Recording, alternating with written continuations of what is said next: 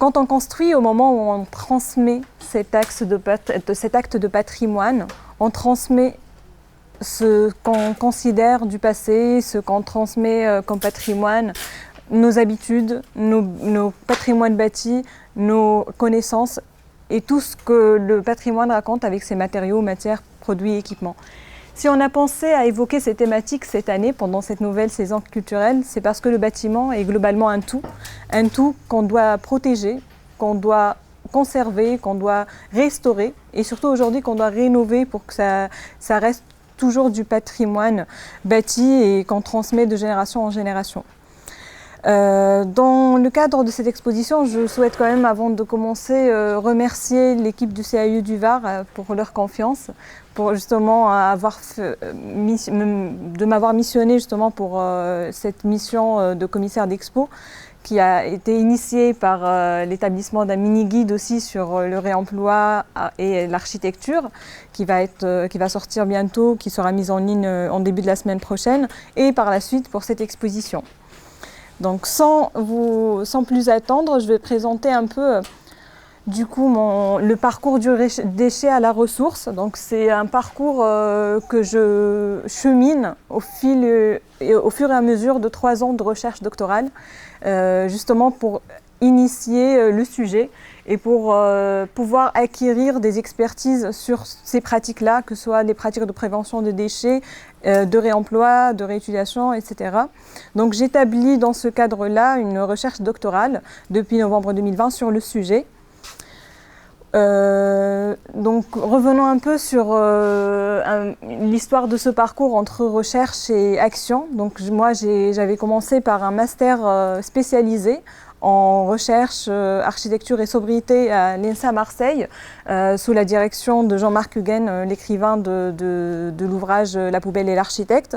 Par la suite, en parallèle à ce master, j'avais fait un parcours recherche encadré par Stéphane Onroux et Marion Serre. Donc Stéphane Onroux, c'est un architecte-chercheur qui a toujours défendu l'idée de faire de la recherche par le projet et justement pour acquérir des connaissances permettant de concevoir du projet et de se mettre à l'actualité à la fois environnementale, réglementaire, technique, etc. Par la suite, avec ce diplôme en architecture, avec la mention recherche, j'entame ce qu'on appelle une formation HMONP, donc l'habilitation à la maîtrise d'œuvre en nom propre, chez Atelier Hainaut. Donc c'est une scope en architecture spécialisée dans la réhabilitation et le réemploi des matériaux, avec laquelle on avait développé cette thématique de recherche pour le projet, pour développer des démarches de réemploi des matériaux, avec le soutien financier de l'ADEME et la région dans le cadre d'un appel à projet Fili Déchets, qui a justement permis d'initier cette recherche au service d'un projet de réemploi, parce que c'est quand même des pratiques d'actualité. À la fin de cet HMO, j'avais commencé du coup ma thèse CIFRE en collaboration avec un laboratoire qui est le CRH La Vue à Paris-Val-de-Seine, mais aussi avec l'agence d'architecture et d'urbanisme Bresson-Schiedelbeck Architecte qui est installée sur Marseille. Donc je suis une thèse opérationnelle entre un champ académique et un champ professionnel, d'où l'intérêt un peu de se poser les questions sur le côté fondamental de chercheuse, mais aussi la mise en pratique et la mise en œuvre de ces pratiques-là de réemploi et de réutilisation des matériaux.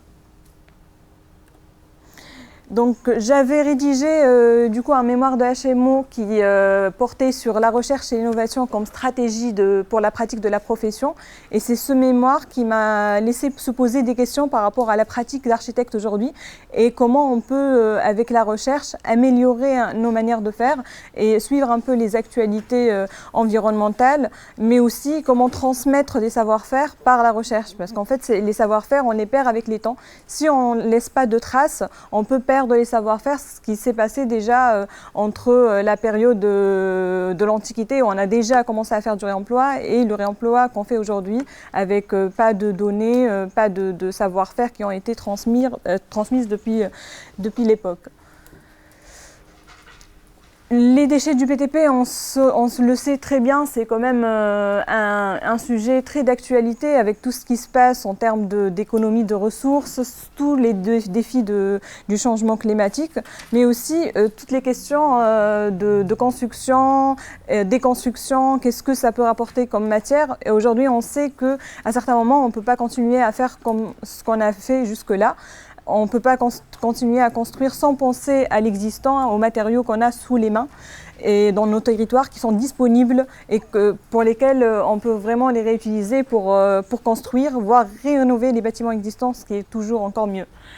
Donc le déchet aujourd'hui, pour vous donner un ordre de grandeur, on est sur 45 millions de tonnes de déchets chaque année en France, ce qui est quand même énorme comme quantité. Ça représente un peu 4500 tours Eiffel. Pour vous donner une échelle de grandeur, c'est quand même une quantité immense de déchets qui est tous les années mise en déchetterie dans les décharges professionnelles ou autres. Parmi cette quantité de déchets, il y a quand même, ce qui est quand même étonnant, c'est que la réhabilitation des bâtiments qui est censée tout de même rénover l'existant, partir de ce qui est disponible, on se retrouve avec quand même un pourcentage qui se rapproche des 40% des déchets générés sur l'ensemble de la quantité des déchets. Donc ça, c'est quand même assez étonnant. Donc du coup, c'est un peu, on voit que la démolition, qui est un acte qui va produire de toute façon les déchets, on est sur 50%, on se rapproche de les actions de réhabilitation où on est censé plutôt travailler avec l'existant. Donc ça laisse poser des questions en fait sur la manière de faire les choses, la pratique qu'on met en œuvre aujourd'hui et les problématiques que ça pose en termes de produits, de matériaux qu'on jette tous les ans dans les déchetteries. En face, sur cette quantité de déchets, on est à 73% de déchets inertes, c'est-à-dire des déchets qui ont un fort potentiel pour être réemployés par la suite, réutilisés. Donc la plupart, en fait, en gros, la plupart des déchets, c'est des déchets qu'on peut réutiliser par la suite, en fait, qui sont pas dangereux et qui peuvent être retravaillés sur d'autres projets, sur d'autres bâtiments. Dans ce contexte-là, il y a cette question de controverse aujourd'hui qu'on vit dans le 21e siècle avec d'un côté la volonté de produire massivement pour faire la ville sur la ville parce qu'on n'a plus de foncier pour construire et s'étaler dans l'urbain, et de l'autre côté on doit limiter la production et on doit recourir à des actions de réemploi, de réutilisation. Donc c'est quand même, on est quand même face à un territoire à enjeu où on doit à la fois penser à construire avec l'existant, densifier la ville existante, mais aussi limiter la production, limiter, on va dire, le recours aux matériaux neufs, etc. Donc c'est là tout l'enjeu de ces pratiques de réemploi et de réutilisation des matériaux. Je reviens un peu sur les notions parce que pour quand même commencer cette exposition, il est nécessaire quand même qu'on a une culture commune en fait de tout ce qui est aujourd'hui de l'ordre des notions, parce que vous allez voir, tout dépend aussi de ces notions aujourd'hui sur le plan réglementaire et autres. Donc pour commencer, il faut quand même savoir de quoi on parle en fait. C'est quoi un déchet aujourd'hui du point de vue réglementaire selon le Code de l'environnement.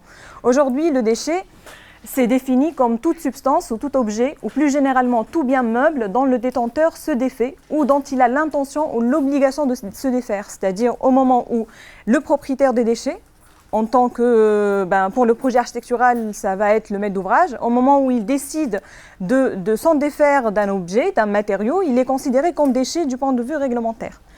Et on va voir pourquoi en fait ce terme déchet il est à la marge entre deux types de pratiques de prévention. Le détenteur de déchets étant le producteur de déchets, c'est pour ça qu'on dit que c'est ce producteur qui est probablement le maître d'ouvrage, mais le client ou le propriétaire d'un bâtiment ou de biens meubles.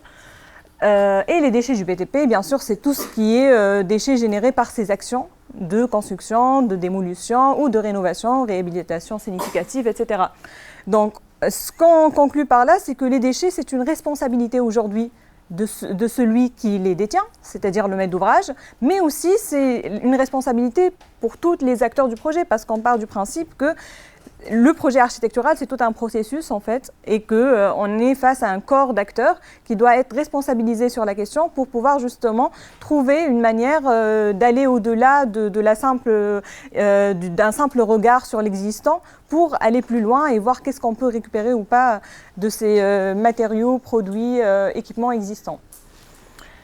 Ce qui est aussi à mentionner, c'est qu'aujourd'hui, la construction, elle est censée être pérenne. Elle est censée apporter un peu de la durabilité. Elle va contrer un peu la démolution, elle va contrer l'obsolescence des matériaux. Donc, de ce principe, on doit quand même éviter de produire des déchets. Parce que de toute façon, ça, on est sur vraiment de la démolition, on va aller vers le manque de responsabilisation sur les bâtiments existants.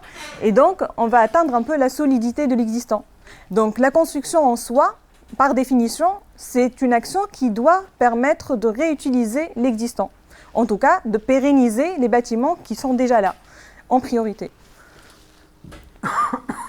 Aujourd'hui, en termes réglementaires, les actions de prévention des déchets, on entend par prévention, c'est toute action permettant justement de ne pas être sur le statut déchet, c'est-à-dire prévenir le déchet avant qu'il va être abandonné par son maître d'ouvrage, son détenteur. La seule action réglementaire qui permet aujourd'hui de prévenir les déchets, c'est le réemploi des matériaux. Et le réemploi des matériaux, c'est réutiliser un élément, un objet, une substance, une matière, pour son usage identique et justement avant que ça soit des déchets, c'est-à-dire avant que le maître d'ouvrage s'en débarrasse de ces produits-là. Plus simplement, si on est face à un bâtiment, le matériau il est considéré comme déchet si il sort du chantier de ce bâtiment vers une installation de stockage, vers une déchetterie, etc. Donc le réemploi, c'est une action qui va intervenir tout en amont, en anticipation, pour permettre de ne pas rentrer dans le statut de déchet et faciliter les pratiques de réemploi et de réutilisation des matériaux. Une fois on est sur du statut déchet, on est sur des actions de gestion des déchets, c'est-à-dire on parle des déchets, c'est plus compliqué à la fois sur le point de vue assurantiel, technique, etc.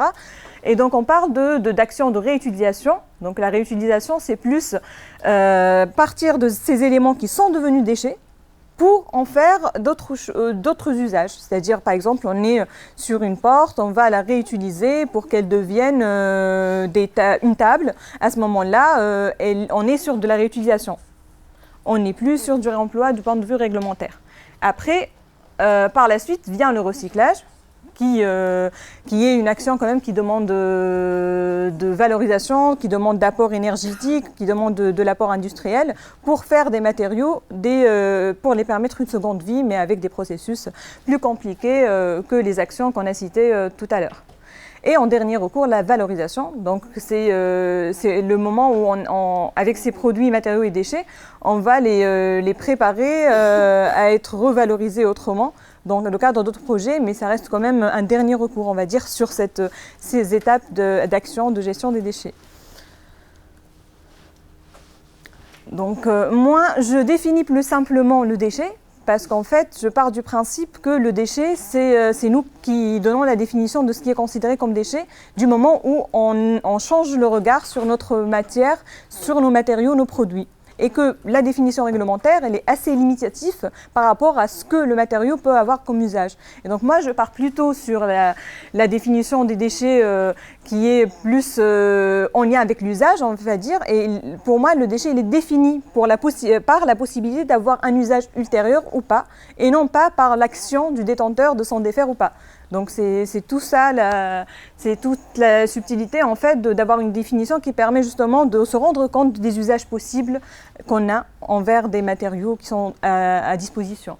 Donc de cette définition, je retiens les notions de reste et de détritus. Donc le reste, c'est tout ce qui est utilisable, on va dire, par la suite. Et le détritus, c'est tout ce qui devient non utilisable. Et c'est l'usage, en fonction de l'usage, on définit si le produit il est considéré comme déchet ou pas. Cette notion-là, je l'avais testée en fait dans le cadre de mon travail de recherche par un cycle de conférences en fait que j'avais organisé en 2022 sur les pratiques de prévention des déchets du savoir-penser au savoir-œuvrer, dans lequel j'avais invité des acteurs des projets de réemploi et de réutilisation des matériaux qui constituent mon corpus d'études dans le cadre de ma recherche doctorale pour tester ce concept en fait, de déchets par l'usage et pour justement savoir comment les acteurs aujourd'hui du bâtiment définissent, eux, ces pratiques-là.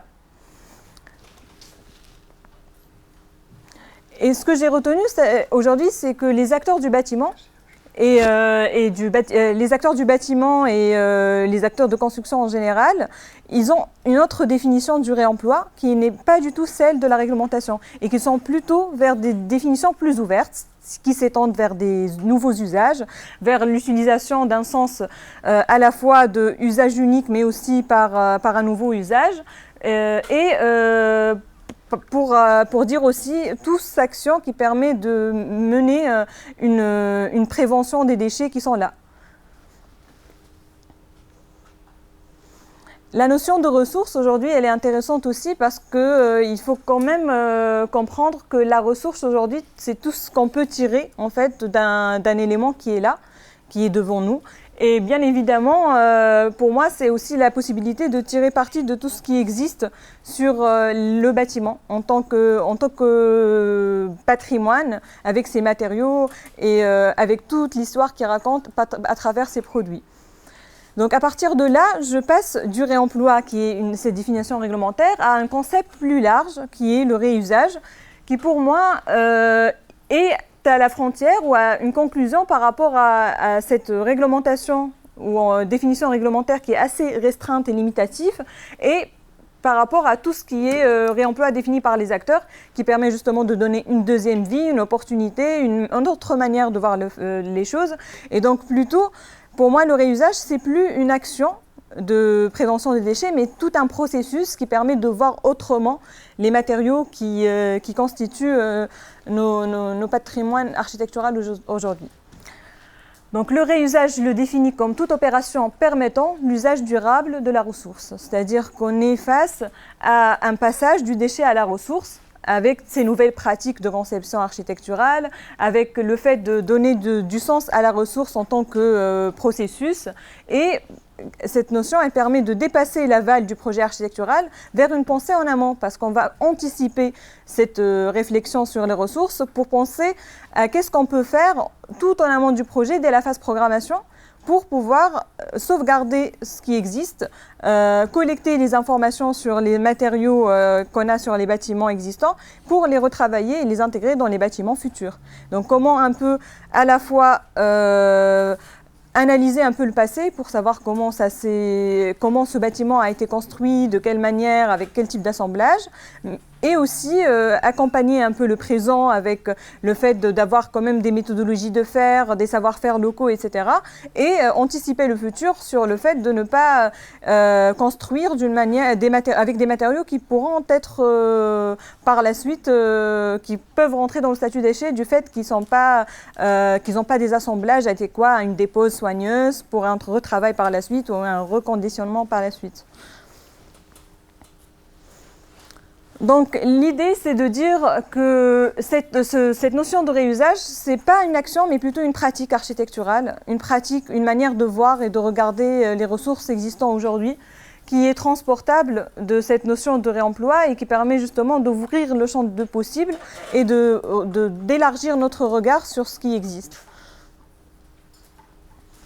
La différence, en fait, ça c'est une grille d'analyse en fait sur le concept réusage qui permet de se rendre compte qu'aujourd'hui le réusage comme pratique c'est plutôt un passage des règles limitées données par le Code de l'environnement vers des usages possibles, multipliés, un passage du déchet à la ressource, un passage et un parcours du court terme vers le long terme, parce qu'en fait, on n'est plus à une analyse du court terme de ce que ces actions peuvent rapporter à un instant T, mais c'est plus une réflexion à long terme, une réflexion de cycle de vie, etc. Et on va le voir par la suite.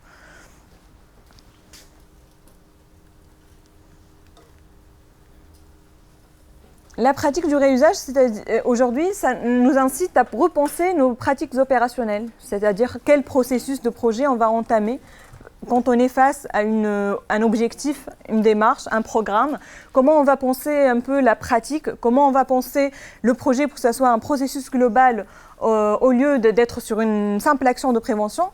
Comment penser les savoir-faire locaux, comment penser les ressources qu'on a à disposition et comment aussi élargir nos pensées pour justement aller plus loin et pour ne pas avoir tout de suite des freins qui vont nous empêcher de développer ces démarches-là et ces actions de construction.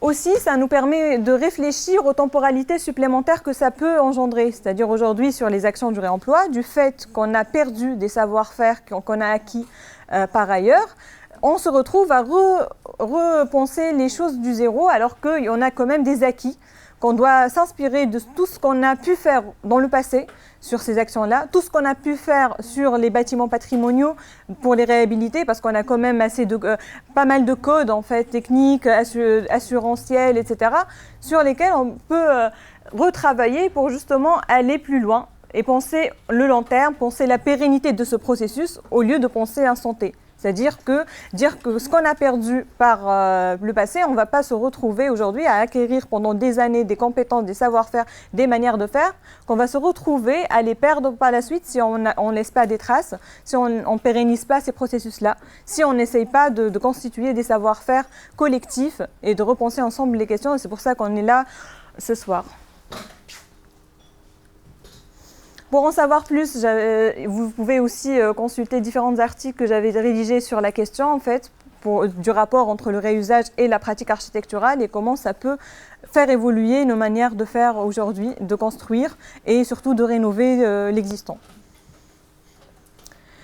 Le réusage est considéré comme un matériau de construction. C'est-à-dire qu'aujourd'hui, si on revoit un peu l'histoire, on voit qu'on a toujours fait du réemploi depuis l'Antiquité. Les villes romaines, ils étaient construites à partir des déconstructions qui ont été là. Donc on a quand même toute cette historique de réemploi, de réutilisation. On n'a jamais fait la différence entre réemploi et réutilisation parce que ça va de soi. C'est toutes des opérations qui permettent de partir de l'existant pour faire un bâtiment ou réhabiliter un bâtiment existant. La Révolution française, c'est une période quand même où on a quand même assez pratiqué du réemploi et de la réutilisation avec toutes les ressources issues des ventes, des constructions, etc. à cette époque-là. Au XIXe siècle, on est quand même sur du transport lent, de la favorisation du réemploi sur place, donc on est plus sur du réemploi sur place, avec des matériaux locaux, on va dire. Et c'est au XXIe siècle qu'on a délaissé le réusage, on va dire tout ce qui est action de réemploi, réutilisation, parce qu'on est face à des moyens plus mécaniques. On est plus sur des actions plus rapides, on cherche à faire vite, on cherche à construire rapidement la ville et à reconstruire le patrimoine qu'on a perdu. Et du coup, ça va vers des schémas de production plus complexes qui ont permis, ou en tout cas causé, ce délaissé du réusage, en tout cas, comme pratique. Et aujourd'hui, on se retrouve avec tous ces défis actuels, à la fois réglementaires, avec cette pénurie de matériaux, avec la hausse des prix des matériaux, des matières premières, etc., à repenser une manière de faire aussi le projet, à revisiter le réusage pour d'autres raisons, justement, mais dans le même objectif environnemental pour sauvegarder un peu les ressources existantes et essayer de ne pas creuser encore et encore dans nos ressources, qui est quand même une mine qui à certains moments, va être épuisée. Donc là, aujourd'hui, il faut s'arrêter de faire ce qu'on avait fait, surtout pendant les 30 Glorieuses, mais globalement, depuis la Seconde Guerre mondiale, avec tous ces schémas de production industrielle, avec toute cette machinisation des savoirs qui a fait qu'on a perdu nos savoir-faire locaux, nos manières de voir un peu la matière, nos manières à retravailler l'existant, pour justement aller creuser dans ce qu'on a comme matériaux sous les mains. Et il faut rappeler qu'aussi l'histoire du réusage et l'histoire de la construction, c'est une histoire commune, parce qu'en fait, plus on était sur des matériaux qui sont plus simples à travailler, plus bruts, avec des schémas d'assemblage beaucoup plus faciles à réutiliser, plus on faisait du réemploi. Du moment où on a complexifié les assemblages, les manières de faire, les compositions, les complexes d'isolants, etc., on est face à des actions qui sont plus rapides, qui sont plus industrialisées, avec plutôt la présence de la machine plutôt que de l'humain. Et donc on a perdu tout ce savoir-faire à travers le temps. L'idée, c'est de repenser la manière de faire, surtout qu'on est aujourd'hui en France, on est très en retard par rapport aux Pays-Bas sur les pratiques de prévention des déchets et de réutilisation des matériaux. Et pour contrer, en fait, pour justement aller plus loin, en fait, il y a tout un panel de législation, de réglementation qui ont permis de remettre en œuvre ces réflexions-là, qui encourageaient de toute façon, parce qu'en fait, avec la réglementation, on a cette obligation de faire les choses, donc on va commencer à réfléchir à tout comment on fait actuellement avec des outils qu'on a sous les mains. Et du coup, dans ce cas-là, ça va dépasser les engagements personnels, les engagements privés, les intentions privées, les petites initiatives pour aller plus loin en fait, sur des projets plus grands et plus ambitieux. Récemment, donc là je vais pas citer toutes les réglementations, mais récemment, depuis la loi du 10 février 2020, la loi AGEC, donc la loi anti-gaspillage et économie circulaire, on est face à cette incitation à faire du réemploi et de la réutilisation avec des fonds, des financements. On a commencé à réfléchir comment en fait structurer des filières de réemploi, de réutilisation, mais aussi à comment faire avec l'existant, avec comment analyser l'existant, comment voir laisser une trace sur tous ces ressources existantes.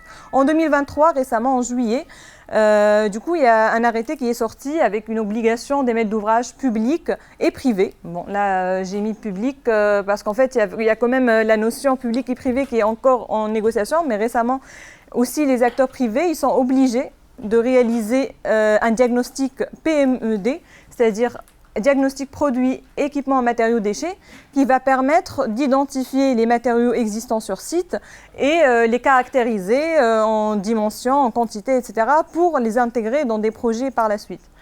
Cette obligation, avec justement les financements qui vont avec, parce qu'il y a toujours cette incitation, on va dire, de faire des recherches et développements sur le sujet, permet d'aller plus loin. Aussi, il y a la notion de responsabilité élargie des producteurs qui se met en œuvre. Donc aujourd'hui, c'est la notion un peu de pollueur-payeur, c'est-à-dire que celui qui est aujourd'hui en possession des déchets, il a la responsabilité de leur remise en déchetterie, mais aussi aujourd'hui avec cette REP, pour les transformer et les remettre en œuvre pour des projets existants ou pour de la construction neuve, mais partir sur ce qui existe pour éviter justement d'engendrer un maximum de déchets. Donc on est passé à travers ce diagnostic, d'un diagnostic déchets qui était là depuis le circulaire en 2018, donc qui est un outil jusque-là pas très bien exploré en fait, à un diagnostic PMED. Et ce qu'il faut, c'est pour ça qu'il faut faire attention aujourd'hui à ne pas faire pour le diagnostic PMED comme ce qu'on a fait pour le diagnostic déchets, c'est-à-dire qu'il ne soit pas un outil justement pour faire un peu un état des lieux et que par la suite on n'aura pas récupéré les informations pour agir sur nos bâtiments, nos manières de faire et les réutiliser à proprement dit dans nos bâtiments. Donc ce diagnostic, il est obligatoire du coup à partir du 1er juillet 2022 sur tout projet de démolition ou de rénovation significative. On va voir qu'est-ce que ça veut dire, mais du coup sur des bâtiments où on est face à une surface de plancher qui dépasse les 1000 mètres carrés. Donc voilà. Après, si on est sur des plus petits bâtiments, à ce moment-là, ça reste quand même toujours des initiatives du maître d'ouvrage, des acteurs du projet pour mettre en œuvre cette pratique-là. La notion de démolition telle qu'elle est définie, c'est toute opération constituant à détruire une partie majoritaire de la structure d'un bâtiment. Ça, on est tous d'accord, c'est l'action qui permet d'engendrer le plus de déchets. La notion de rénovation significative, c'est-à-dire les opérations où on détruit, on remplace au moins 2 éléments de seconde œuvre parmi la liste ci-dessous. C'est-à-dire à peu près tous les projets de rénovation ou de réhabilitation de bâtiments. d'une manière systématique. Du coup, on doit établir ce diagnostic PMED au moment du dépôt des demandes d'autorisation d'urbanisme, donc des demandes de PC, etc., de permis de construire pour les projets d'architecture. En amont de la demande d'autorisation de travaux, pour les ERP, donc les établissements recevant des publics, et en amont de l'acceptation des devis ou de la passation des marchés relatifs aux travaux dans les autres cas, plus général. Et la date, du coup, ce bâtiment, il doit avoir une date de dépôt postérieure au 1er juillet pour justement répondre à cette réglementation. Donc, ce qui peut faire aujourd'hui ce diagnostic produits, équipements, matériaux et déchets, généralement, à peu près tout acteur qui a une compétence dans la construction ou dans l'économie de construction. Donc, c'est assez large. C'est pour ça qu'il faut faire attention. Et c'est pour ça qu'il y a quand même le CAIE qui peut conseiller sur les acteurs qui permettent justement d'avoir plus de compétences techniques sur la manière de faire ce diagnostic, parce que ça reste quand même assez limite si on fait un diagnostic, comme j'ai parlé tout à l'heure, qui ressemble un peu au diagnostic déchets, à partir duquel on ne va pas faire grand-chose une fois on a cette fiche diagnostic, signée, déposée. Donc il faut faire attention sur la manière avec laquelle faire ces diagnostics-là, parce que ça doit être quand même une base pour avancer le projet de conception, avancer la mise en œuvre, et du coup il faut faire attention sur la qualité technique de ces diagnostics PMED. À la fin des travaux, donc ce qui est bien, c'est qu'il y a quand même une sorte de contrôle en fait derrière, à travers un formulaire qu'on s'appelle le formulaire de récolement relatif aux produits, équipements, matériaux réemployés, qui va par la suite être déposé dans un délai de 90 jours suivant les travaux au CSTB, donc le Centre scientifique et technique du bâtiment, pour le comparer au diagnostic PMED avec toutes les préconisations qu'il y a dedans et dire si on a vraiment réussi dans le bâtiment à faire ce qu'on a prévu de faire. Est-ce qu'on a réemployé autant de matériaux ou pas? Est-ce qu'on a réutilisé autant de matériaux ou pas?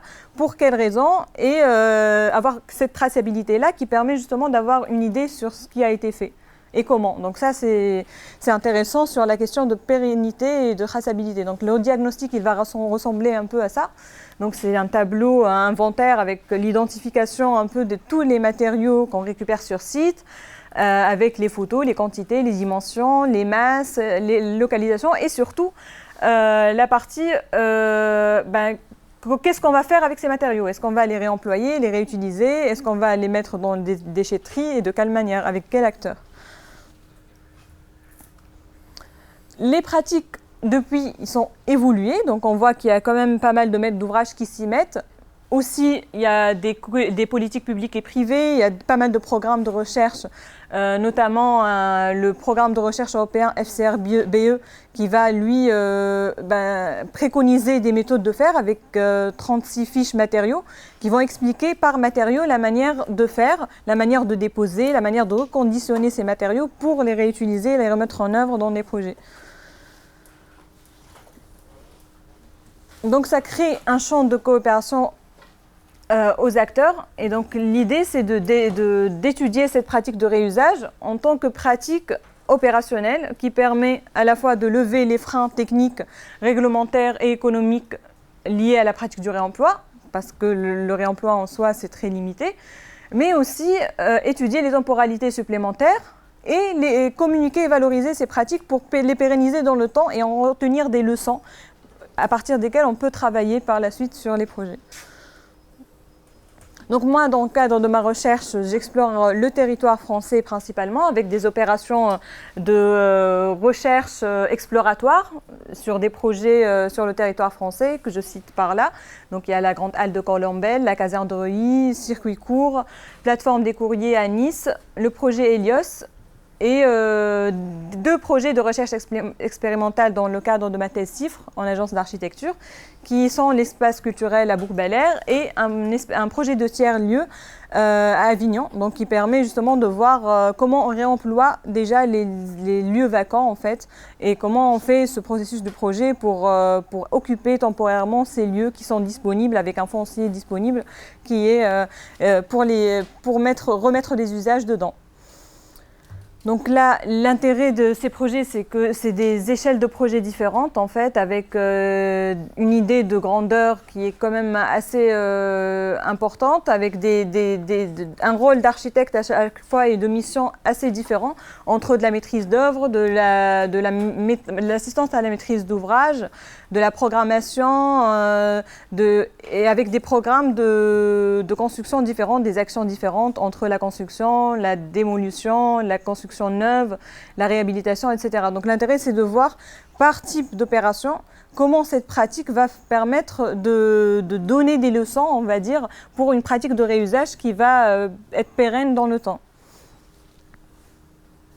J'analyse ces projets et je ne vais pas aller trop dans le détail, mais l'idée c'est de dire qu'aujourd'hui, en fait, si la pratique du réusage, elle s'étudie sur 3 plans. Le plan technique, c'est-à-dire tout ce qui est outils à disposition, les règles, les compétences, parce qu'on en a besoin, les acteurs du projet, les choix, les discours en fait qui vont permettre de faire ou pas un projet de réusage, qu'est-ce qui va amener le maître d'ouvrage aujourd'hui à penser le réusage, mais aussi sur les questions réglementaires, donc tout ce qui est outils, règles, les acteurs qui vont permettre d'actionner la démarche avec des outils complémentaires, notamment les assureurs, les bureaux de contrôle, etc. Et la partie économique, donc tout ce qui est financement, tout ce qui est économie d'études et de chantier, comment faire l'équilibre entre l'économie d'études et celle du chantier, comment rentabiliser toute la matière grise qui va permettre de penser à cette démarche de réusage tout le long du projet, parce que ça demande du temps, ça demande de la recherche supplémentaire, et en contrepartie, comment récupérer de l'économie sur le chantier, en fait, par le fait d'avoir des prototypes qui vont servir par la suite sur d'autres projets. Et c'est pour ça que je dis que c'est une pratique qui demande une réflexion, une temporalité, une longue temporalité, c'est-à-dire qu'il ne faut pas dire qu'aujourd'hui, tout de suite, on va avoir des résultats sur l'économie du projet, sur l'économie de ressources, mais il faut penser que ça soit un long terme et que projet par projet, on va acquérir des compétences. Et à partir de ces compétences, qu'on va les réutiliser par la suite, on aura quand même économisé sur la recherche, sur le prototypage, parce qu'on a déjà acquis de la matière des projets précédents. Donc aujourd'hui, au niveau réglementation, il n'y a pas que la loi AGEC qui incite au réemploi et au réusage, mais aussi la RE 2020, donc la réglementation thermique en fait 2020, qui va initier au réemploi en disant qu'aujourd'hui, sur les matériaux réemployés, ils ont un impact carbone nul. Donc à ce moment-là, c'est plus simple de les réutiliser et c'est plus bénéfique en fait pour notre bilan environnemental et thermique de les remettre en œuvre dans nos projets. Donc il y a le côté environnemental, il y a le côté réglementaire, il y a aussi tout le côté recherche en fait et développement qui a permis de mettre en œuvre pas mal de prototypes, donc des savoirs qui sont là, techniquement faisables, qu'on a testés, qu'on a pu assurer avec des assurances complémentaires. Et à partir de là, on va quand même avoir tout ce savoir-faire qui va nous permettre d'aller plus loin en fait sur les projets. Sur la partie économie, aujourd'hui, ce qu'on retient, c'est qu'on n'est pas du tout face à une pratique classique. Si on veut faire du réemploi, du réusage et s'arrêter à la même manière de faire qu'on fait aujourd'hui, avec le même phasage du projet, avec la même manière de faire du projet, avec peut-être les mêmes outils, ça ne va pas marcher, ça va être bloquant. Il faut partir du principe que le réusage, c'est une pratique à part entière, c'est-à-dire qu'il faut avoir ses outils propres à elle, avec les acteurs qui vont avec un modèle économique qui va avec, un cahier de charges qui va avec, une rémunération des architectes qui va avec, parce qu'aujourd'hui, on est sur plutôt de la matière grise, surtout aujourd'hui parce qu'on est encore sur une pratique marginale. On n'a pas encore acquéri toutes les compétences nécessaires pour être dans le systématisme ou dans le développement exponentiel de la pratique. On est plus sur du test, on est plus sur du recherche et développement, et ça demande du temps. Et il faut le penser, en fait, il faut le penser en amont. C'est pour ça que la pratique du réusage, c'est une pratique essentiellement d'anticipation. Si on n'anticipe pas, ça ne sert à rien de faire du réusage ou du réemploi.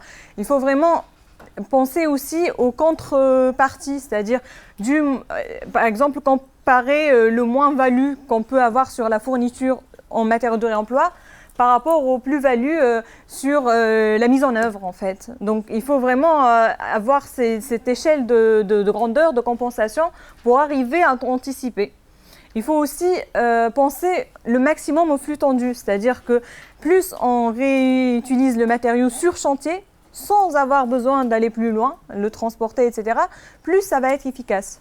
Moins on est sur du déchet, tout simplement. On va vraiment être sur du réemploi, limite sur de la conservation de l'existant sur site, sur la même zone, on va dire, avec le même maître d'ouvrage, plus on est sur des pratiques qui sont efficaces en termes d'économie de transport, de matière, de processus, etc.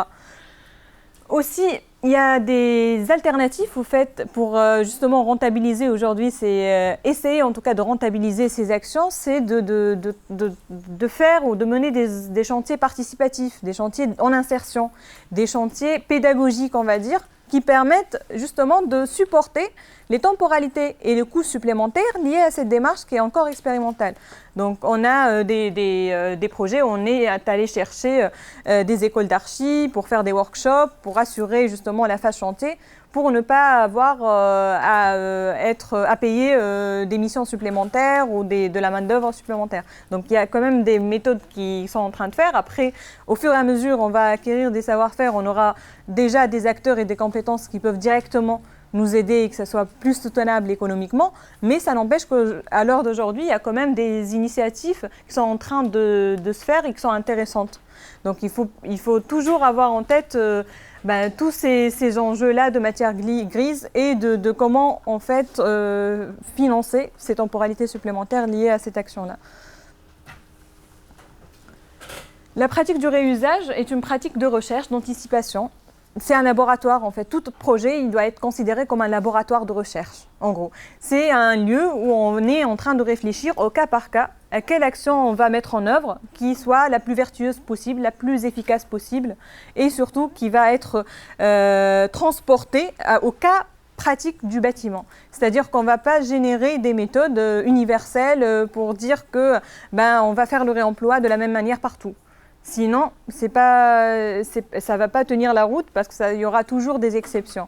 Alors que si on pense à la pratique du réusage, c'est-à-dire que c'est une réflexion, c'est un processus, on est là à penser par projet quelle est l'action qui va être mise en œuvre, qui va être la plus adéquate aux enjeux, au contexte du projet. À ce moment-là, on va peut-être choisir pour un projet de faire du réemploi, pour un autre de faire de la réutilisation, pour un troisième peut-être ça serait plus intéressant de tout simplement conserver l'existant, ramener de nouveaux usages, pour un autre pour de la construction neuve.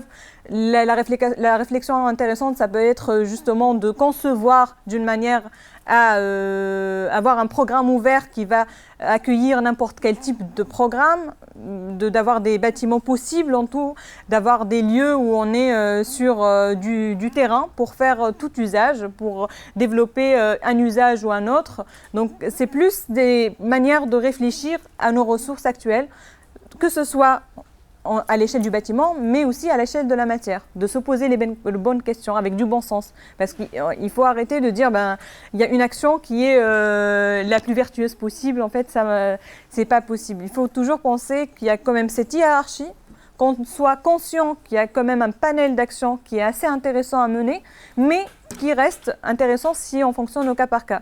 Si jamais on commence à généraliser, ça va devenir quand même on va dire une massification, ce qui est en contre. C'est tout le contraire de cette notion d'économie de ressources, de cas par cas, de bon sens, etc. La pratique du réusage, au-delà de ces aspects réglementaires, il y a aussi les aspects techniques de processus de projet. C'est-à-dire aujourd'hui, le phasage du projet, il est différent. Il doit être adapté à cette pratique de réusage. Là, ce que j'ai constaté dans le cadre de ma recherche aussi, c'est qu'il y a quand même toute une phase ce que j'ai appelé de pré-réalisation qui aujourd'hui est mise en œuvre, qu'on ne la retrouve pas sur les projets classiques. C'est-à-dire un projet d'architecture classique, on est sur des phases de programmation, puis de diagnostic, là où on va reconnaître un peu la qualité du bâtiment, de ses matériaux, etc. Puis on est sur de la conception, de la mise en œuvre, du choix du programme, etc. Et puis sur la partie réalisation, c'est-à-dire de la mise en œuvre et le chantier.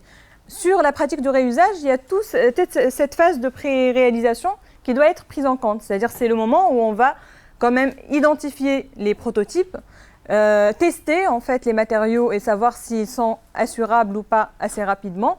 Est-ce que cette pratique peut être mise en œuvre facilement sur le chantier, reconditionner les matériaux existants, les stocker, etc. Il y a toute cette temporalité qui en soi peut constituer une phase supplémentaire. Et si on ne la perçoit pas comme ça, on ne va pas arriver à dire que la pratique du réusage, elle n'est pas la même que la pratique classique qu'on est en train d'entreprendre sur un projet X.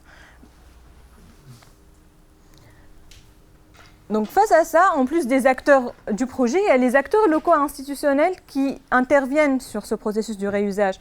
Notamment pour la programmation, il y a tout l'aspect conseil, il y a tout l'aspect actualité réglementaire, qu'on doit avoir toujours la veille sur l'actualité réglementaire pour savoir de quoi on parle. Il y a la partie approvisionnement pour savoir quels matériaux, quelles ressources sont disponibles sur nos territoires, quelles mines de ressources on a sous les mains et à partir de laquelle on va travailler. Et aussi, il y a le côté financement, c'est-à-dire au début, en tout cas là pour le moment on est toujours sur des pratiques marginales, comment trouver des financements qui permettent justement de mener de la recherche, de penser à comment faire et sans se ruiner sur son modèle économique. Notamment, il y a pas mal de financements de l'ADEME, donc l'agence d'environnement, la région, l'ADREAL, les acteurs municipaux, etc.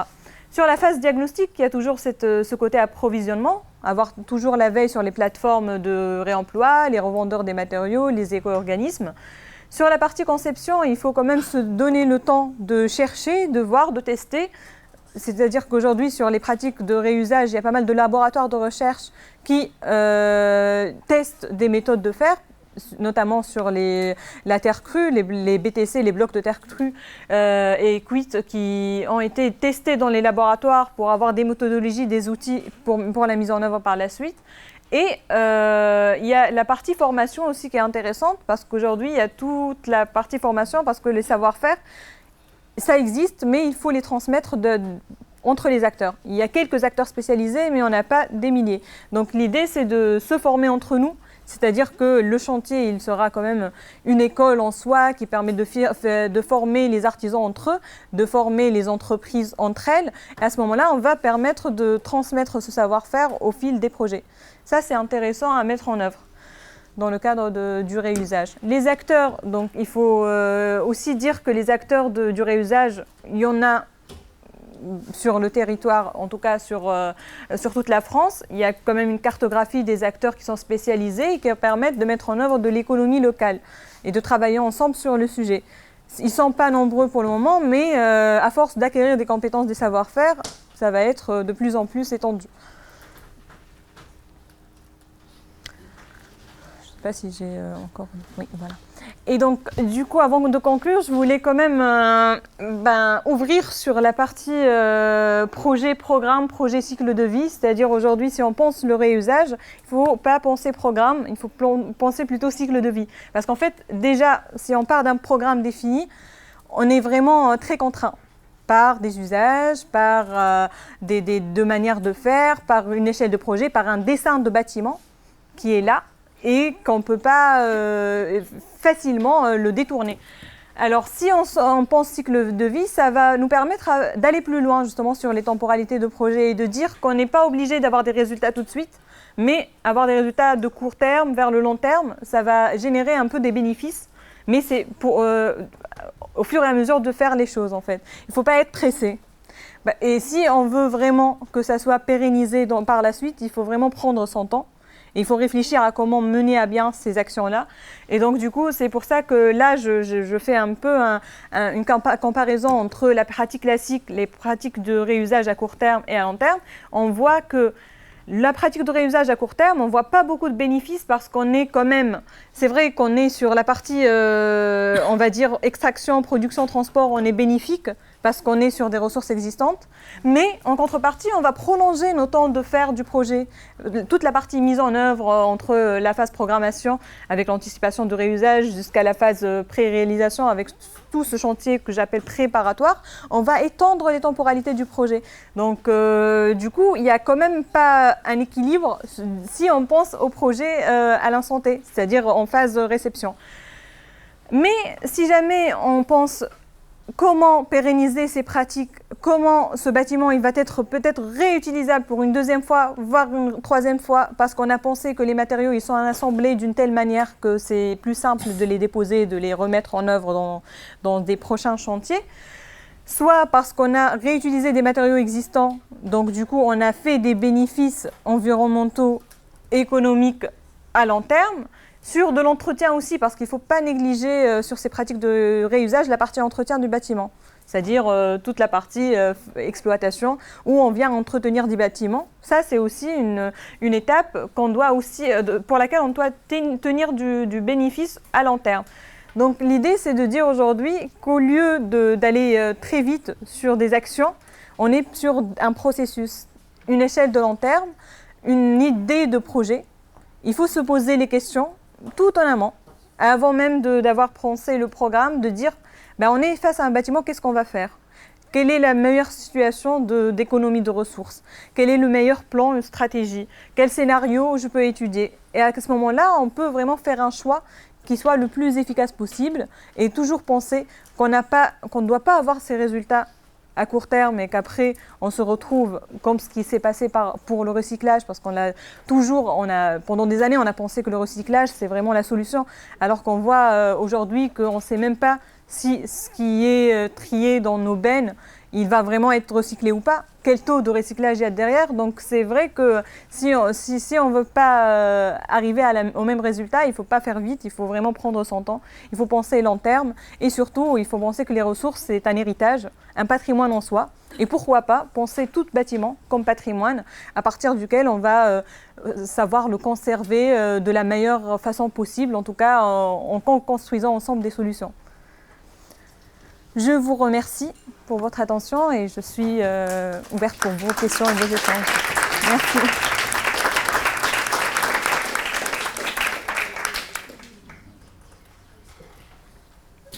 Vous avez des questions?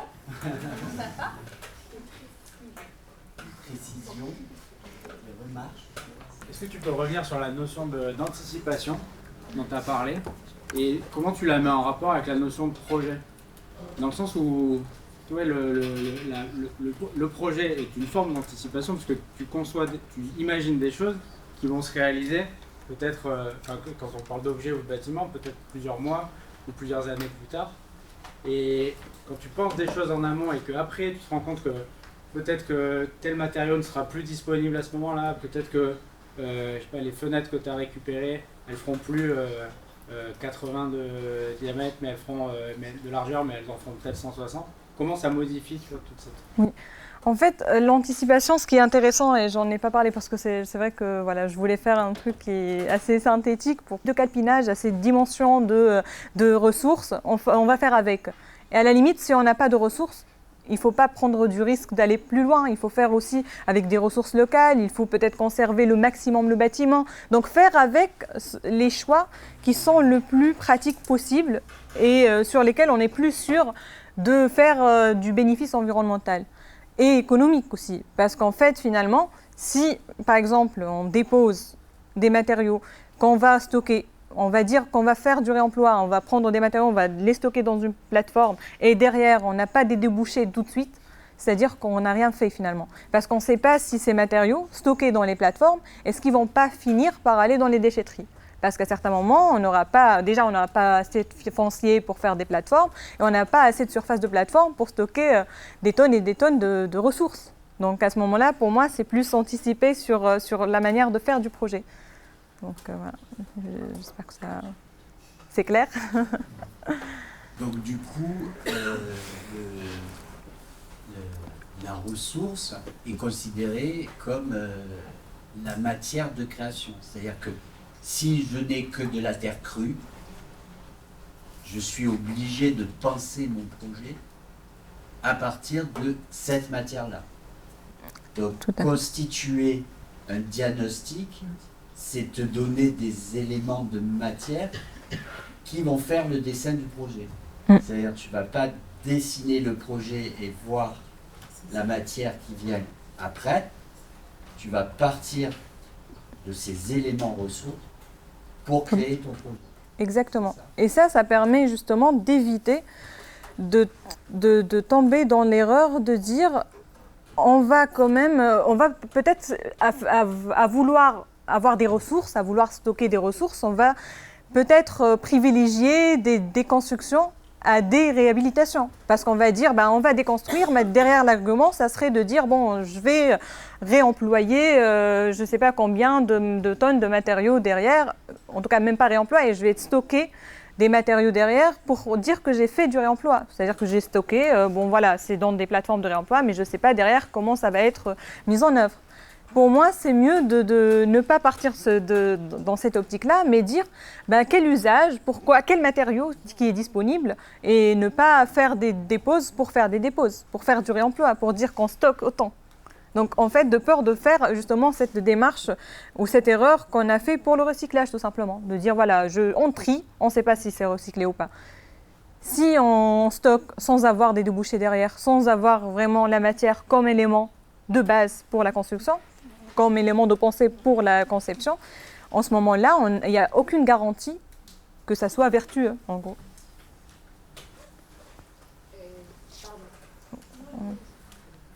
Et justement, je voulais savoir, je ne sais pas si vous pouvez répondre à cette question, si les déchetteries, elles participent à tout ça. Parce que c'est vrai que quand on y va, voilà, il y a tout un tas de bennes, donc là, c'est l'incinération, et on les gravats avec les gravats, et finalement, est-ce que toutes ces bennes de gravats, qu'est-ce qu'elles deviennent ? Jusque-là, avant la réglementation, on ne sait pas. C'est-à-dire qu'on ne sait pas qu'est-ce que ça devienne. En fait, on sait que c'est trié, mais on n'a aucun retour sur le devenir de ces, entre guillemets, déchets. Aujourd'hui, avec toute la loi AGEC, avec les éco-organismes qui vont se créer, qui vont gérer un peu, on va dire, toutes les zones de stockage, de réemploi, qui vont nous guider aussi à des zones où on a vraiment des ressources disponibles pour faire du projet. Mais il faut partir du principe où le meilleur déchet, c'est que celui qu'on ne produit pas, ça c'est clair, et aussi celui qu'on intègre tout de suite dans le chantier. Il ne faut pas partir. Pour moi, en tout cas, il faut vraiment penser à ce scénario. Si jamais ce n'est pas faisable, qu'on fait autre chose. Mais le principal scénario, c'est de dire on doit savoir où est-ce que les ressources vont. Et pour le savoir, il faut être vraiment l'acteur qui va réutiliser ces ressources en fait. Donc il faut vraiment le faire tout de suite sur le projet ou en tout cas avoir un lien avec ces éco-organismes, ces plateformes, savoir où va ces déchets, pour qui en fait. Donc ça c'est quand même c'est rassurant. C'est plus rassurant que de dire ça se met dans les décharges et après les débouchés on n'en sait rien. Voilà. Oui. Moi, j'aurais juste une précision, c'est par rapport aux ressources locales. Est-ce qu'on réfléchirait du coup par rapport à la région et par rapport au territoire, etc., aux ressources territoriales? Pour moi, ressources locales, c'est le plus à proximité possible. Plus on réduit l'échelle de proximité, plus on réduit le transport, plus on est sur de la ressource locale. Il ne faut pas aller plus loin. Sinon, c'est plus local. Ça va de soi. Donc c'est plus privilégié que ce soit vraiment des ressources régionales, voire communales, voilà, dans une échelle de proximité qui permet de faire du réusage. Sinon après, le coût global, en fait c'est pour ça que je dis il faut penser cycle de vie et coût global environnemental, parce qu'en fait le transport ça rentre dedans. Oui, il existe quand même des cas où la ressource est quand même pas disponible. Est-ce que dans ce genre de projet, on pense aussi... Parce que ici, régional, c'est bien, mais il faut aussi penser que nous avons tous un plan territorial. Et des fois, on n'a pas la capacité ou la disponibilité du matériel. Est-ce qu'il est possible justement de mettre en œuvre d'aller chercher plus loin? Oui, pour moi, en tout cas, du moment où on a déjà testé des scénarios où on dit qu'est-ce qu'on a autour de nous, si on n'arrive pas à avoir tout de suite, en fait, à proximité des ressources, on est obligé d'aller chercher un peu plus loin. c'est quand même, il faut faire du projet à certains moments, mais il faut toujours garder en tête l'idée de dire de quelle manière peut-être. Et peut-être même, c'est pas une histoire justement de chercher des ressources pour réutiliser dans le projet, mais tout simplement de dire, j'ai pas de ressources locales, comment je fais un projet pour que ça soit réutilisable par la suite en fait? Quel type de matériaux? Quel type de pose? Quel type d'assemblage? Quelle manière de faire les choses? Quel programme? Etc., qui vont permettre d'aller plus loin après sur l'usage du bâtiment, voire des matériaux. Donc voilà, c'est plus une histoire d'échelle, j'ai envie de dire. Est-ce que, selon vous, l'approche descendante qui est d'avoir le pouvoir législatif qui prescrit en fait ces diagnostics, est-ce que vous pensez que c'est suffisant pour mener à bien une politique de réusage à grande échelle? Je ne pense pas du tout que ça soit suffisant parce qu'en fait, la crainte, c'est d'avoir quand même cette législation qui va nous obliger. Mais ce n'est pas suffisant parce qu'en fait, si on n'a pas cette volonté aussi d'aller plus loin, je pense que les acteurs du projet, ils seront très vite contraignés par le premier assureur qui va dire que ce n'est pas possible d'assurer ce matériau. Donc aussi la volonté, c'est quand même très importante pour mener jusqu'au bout, pour dire que oui, si cet assureur il va me dire non, je vais chercher un autre. Je ne vais pas arrêter le projet, mais peut-être il y a un autre qui va vraiment aller plus loin avec moi dans la démarche. Il y a l'obligation, c'est très bien parce qu'en fait ça incite aussi, mine de rien, parce qu'en fait c'est pas... Et on le voit aujourd'hui, dès qu'il y a la réglementation, on voit de plus en plus des appels d'offres avec un cahier de charge qui quand même prend en compte ces objectifs du réemploi, avec la définition d'un pourcentage obligatoire de réemploi des matériaux, mais ça reste quand même de l'écrit. La pratique, c'est la relation entre les acteurs du projet. La volonté qu'on a à faire, justement, aller jusqu'au bout de notre démarche, en fait, ne pas s'arrêter dès le premier frein, on va dire. Est-ce que, du coup, vous avez fait un état des lieux de l'enseignement, parce que j'imagine que c'est un problème qu'on doit aborder aussi dans les écoles. Tout à fait. Il y a dans l'axe 3 de ma recherche, il y a toute la partie valorisation et communication, c'est-à-dire comment on transmet aujourd'hui ces savoir-faire au-delà du processus de projet, mais en enseignant en fait dans les écoles d'archi ou autres, à enseigner cette pratique de réusage, avoir autrement ce principe de réflexion du projet selon ce qu'on a, de partir de ce qu'on a, de faire un état de l'existant avant même de supposer ou de créer des scénarios ou d'imaginer des situations de projet. Mais du coup, l'axe formation, moi je le traite, du coup je vous incite à suivre mes travaux et en fin d'année j'aurai la soutenance de ma thèse, donc à ce moment-là il y aura tout ce travail qui aura mis en œuvre. Oui, il y avait une autre question. Au niveau des matériaux, pour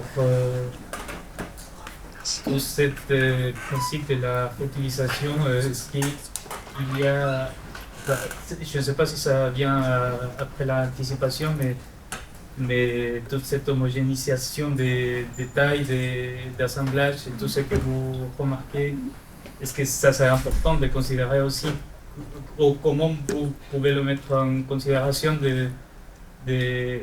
que ça sera un peu plus simple? Je ne sais pas si c'est une réglementation ici par des entreprises qui produisent des matériaux, de le faire d'une façon un peu plus homogène pour que ça puisse être... Oui, sur la remise en œuvre de ce qui existe. Oui, en fait, il y a la question où aujourd'hui, il y a quand même toute la partie reconditionnement en fait, des matériaux, c'est-à-dire une fois ils sont déposés, stockés, on va les reconditionner. Généralement, c'est des plateformes de reconditionnement qui font le boulot, mais aussi parfois les entreprises du projet classique qui vont retravailler. Et le travail d'homogénéisation, après, moi, j'ai deux réflexions différentes. C'est vrai que homogénéiser, c'est pas mal en fait pour avoir une cohérence de projet, mais à certains moments, peut-être qu'il y a quand même une autre notion d'esthétique qui est vraiment adéquate à ce type de projet, à ce type de pratique en fait, généralement. C'est-à-dire qu'on n'est pas obligé peut-être à avoir le même rythme de façade, le même dimension, comme vous dites, de matériaux, mais plutôt dessiner autrement aussi les proportions, dessiner autrement l'esthétique du projet en fonction de ce qu'on a. Et peut-être que tout de suite, ça ne va pas être bien perçu, mais au moment où on n'aura pas le choix, et je pense qu'on s'approche de plus en plus à ce moment-là, du coup on aura cette obligation de faire avec et d'avoir une autre image de projet Voilà. Donc, tout ce qui est la pensée de la modernité, on va dire, dans l'architecture, elle est totalement repensée. Et en fait, on va dire tout l'emploi avec le Bauhaus, etc., de béton, etc., ce sera totalement obsolète dans les prochaines années avec ce type de technique, en fait. C'est déjà obsolète. Enfin, oui, ça l'est déjà, mais C'est déjà le cas. dans notre école, le CHUC, enfin, c'est obsolète, mais c'est un projet qui a mis 15 ans et on voit apparaître et même si c'était le projet, on va dire obsolète, c'est quand même moi, de la connaissance que j'ai sur l'architecture, c'est Zaha Hadid, c'est le Bauhaus, c'est toutes ces architectures un peu, on va dire, très modernes, très bétonnées, très vitrées, etc. Et dans le futur, c'est ce qu'on verrait justement des projets où ce ne sera pas peut-être homogène, mais justement, en fait, des techniques totalement différentes et moins, on va dire, esthétiques. Peut-être ça deviendra un style, c'est rien. C'est une Pas forcément moins esthétique. Oui. Non. C'est une architecture de réusage. Je t'ai expliqué tout à l'heure, c'est-à-dire qu'aujourd'hui, enfin jusqu'à maintenant, on était du concept à la matière, et là ça va être de la matière au concept. En fait, on inverse notre école de travail et de réflexion. La conceptuelle est obsolète. C'est inverser l'échelle et en tout cas, pour moi, considérer même tout ce qui existe aujourd'hui, en fait, s'il devient obsolète ou pas comme patrimoine déjà, bâti, même si c'est ordinaire et que c'est pas classé patrimoine du XXe siècle ou autre. Mais pour moi, il faut partir de cette notion de dire on a bâti des édifices, ils sont là, avec toute la matérialité qui va avec. On va arrêter quand même de, à chaque fois, dire que bon, ça c'est, on va déconstruire parce qu'on va construire mieux. En fait, chaque époque, il y a une architecture qui est adéquate. L'architecture du réusage, ce sera quand même une architecture à part entière, j'ai envie de dire. C'est-à-dire qu'il ne faut pas la comparer avec une architecture moderne ou autre. C'est quand même une architecture du moment, on va dire, qui répond aux opportunités qu'on a devant nous. Et donc, dire que sur les bâtiments qu'on a aujourd'hui, il faut avoir toujours la réflexion de dire on les conserve au maximum si c'est possible. De toute façon, on n'a pas le foncier pour s'étaler plus que ça, en fait. Donc, à ce moment-là, on est obligé quand même.